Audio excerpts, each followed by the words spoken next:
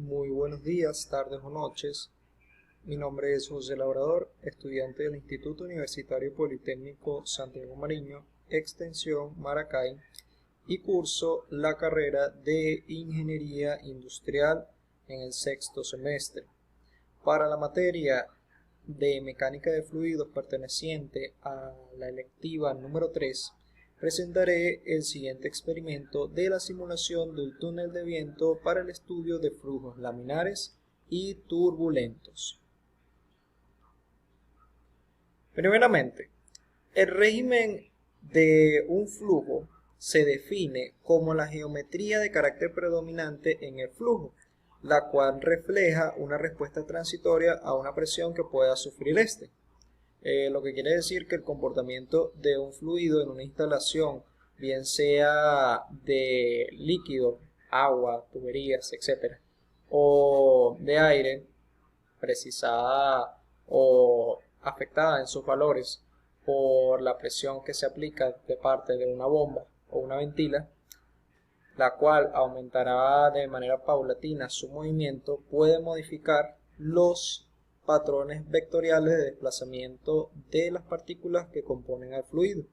definiendo la forma que tendrá este. Según las líneas de flujo trazadas en el movimiento de las partículas, se pueden diferenciar en dos tipos los regímenes de flujo. Está el régimen laminar, el cual tiene un movimiento regular de sus partículas, las cuales se mueven deslizándose una sobre la otra en forma de láminas o placas de manera ordenada. Y también tenemos el flujo turbulento, el cual tiene un movimiento irregular de sus partículas, donde existen interrupciones que son impredecibles entre cada una de las capas de flujo. Ahora bien, para determinar si un flujo tiene un régimen laminar o un régimen turbulento, el ingeniero Osborne Reynolds ideó un número de carácter adimensional, el cual permite que mediante su cálculo se pueda definir si un fluido tiene un flujo de carácter laminar o turbulento. Esto se logra relacionando las fuerzas de inercia del movimiento total que existe en el caudal de un flujo y las fuerzas de viscosidad propias de un fluido. Esto se describe matemáticamente por la siguiente ecuación. El número de Reynolds será igual a la densidad por la velocidad del flujo por la longitud por la cual éste se desplace, siendo el cociente de o dividiéndose en la viscosidad propia del mismo fluido. Esto nos arroja lo siguiente: si a realizar el cálculo con los valores dados obtenemos que el número es menor o igual a 2000, el régimen de flujo será de carácter laminar. En cambio, si este es igual o mayor a 4000, el flujo tendrá un régimen turbulento. Cuando existen los casos en el que el valor arrojado se encuentra entre estos dos valores, es decir, entre 2000 y 4000, se interpretará que el fluido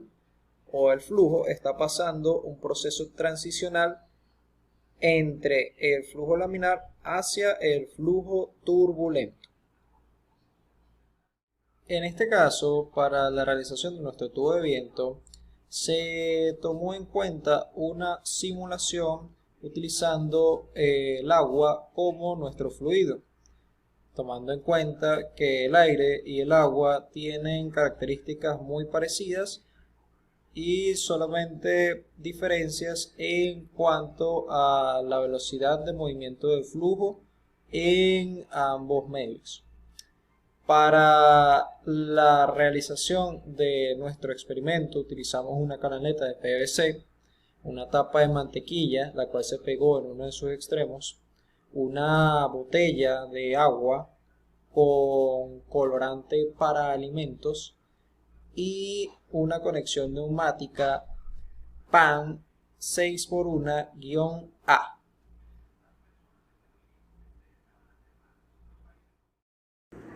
Tal y como dijimos anteriormente, el agua y el aire son dos fluidos que se comportan de manera muy similar, por lo que para nuestro experimento tenemos que priorizar conseguir dos elementos principales, los cuales serán un caudal muy grande de nuestro fluido y que el flujo del fluido sea de régimen laminar.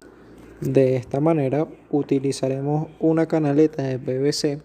a la cual pegaremos en uno de sus extremos una tapa de mantequilla. Puesto que el flujo lo vamos a producir mediante la utilización de una manguera, debemos hacer que se acumule para que el flujo turbulento que nos otorga la presión a la que viene el agua en la manguera se convierta en laminar. Además de eso, tomaremos nuestra botella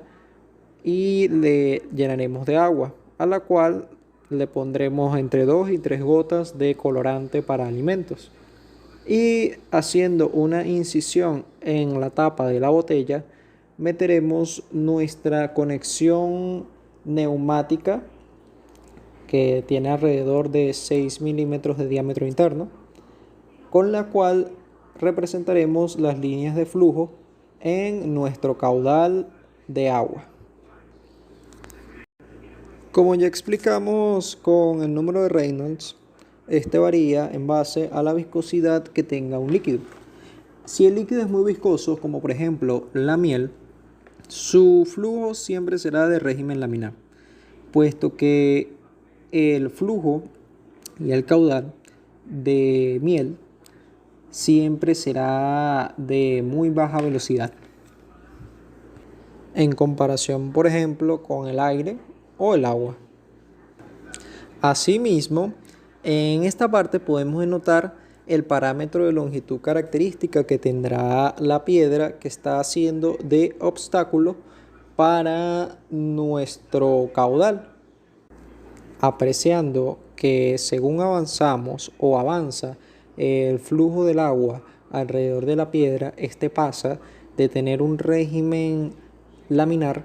a culminar con un régimen turbulento.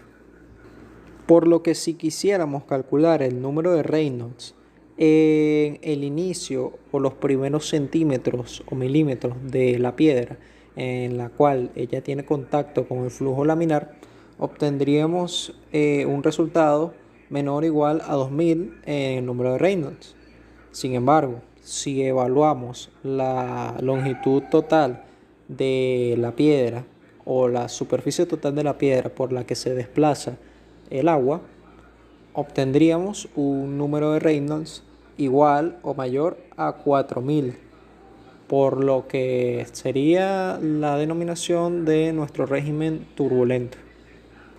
Y esto se produce simplemente por la longitud o de interacción que existe entre la superficie de la piedra y el agua, dado que la viscosidad de la misma es igual en cada uno de los puntos en el cual está teniendo contacto con la piedra.